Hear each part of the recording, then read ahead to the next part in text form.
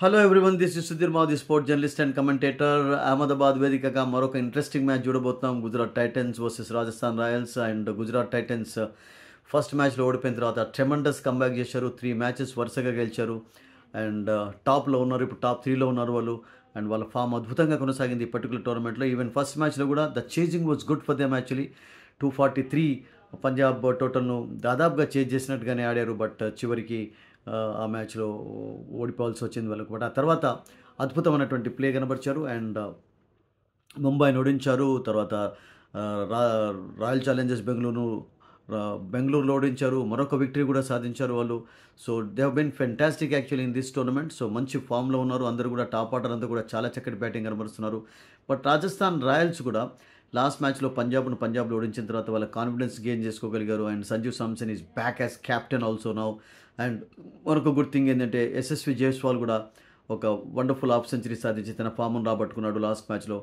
And their bowling is tremendous. First match తర్వాత lot of lessons నేర్చుకున్నాడు. ముఖ్యంగా Jofra Archer of course ప్రతిసారి కూడా అతడు పవర్ ప్లేలో వికెట్స్ తీస్తుంటాడు. ఫస్ట్ ఓవర్లో ట్రెంట్ బోల్ట్ లాగా చాలాసార్లు వికెట్లు తీసుకున్నాడు. అండ్ లాస్ట్ మ్యాచ్లో ఎప్పుడైతే అగైనెస్ట్ పంజాబ్ కూడా కప్లో వికెట్ తీసుకున్నారు, అతని కాన్ఫిడెన్స్ మరింత పెరుగుతూ వచ్చింది. అండ్ ఫస్ట్ మ్యాచ్లో 76 రన్స్ ఇచ్చినటువంటి జోఫ్రా ఆర్చర్ ఆ తర్వాత ఒక మెయిన్ వెపన్గా తయారైనాడు రాజస్థాన్ రాయల్స్కు. అండ్ అతనితో పాటు మరొక ఇద్దరు foreign bowlers Theekshana and Hasaranga from Sri Lanka, they are also doing a good job. So మెల్లమెల్లగా వాళ్ళ ప్రాబ్లమ్స్ సాల్వ్ అవుతున్నాయి ఒకటి తర్వాత ఒకటి.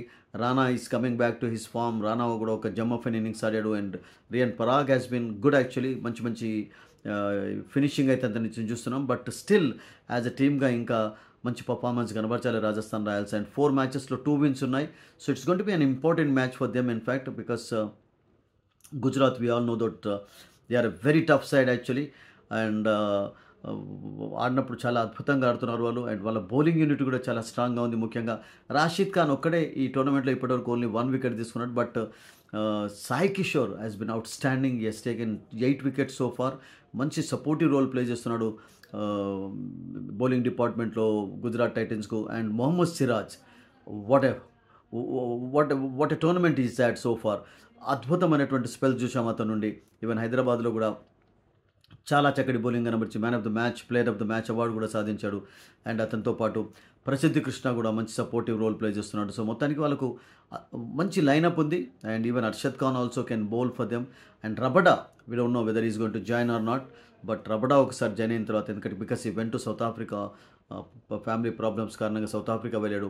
మరి రబడా వచ్చిన తర్వాత మరొకసారి స్ట్రాంగ్ అవుతుంది. అండ్ బ్యాటింగ్లో వాళ్ళకు ట్రెమండస్ ఫామ్లో ఉన్నారు అందరూ కూడా.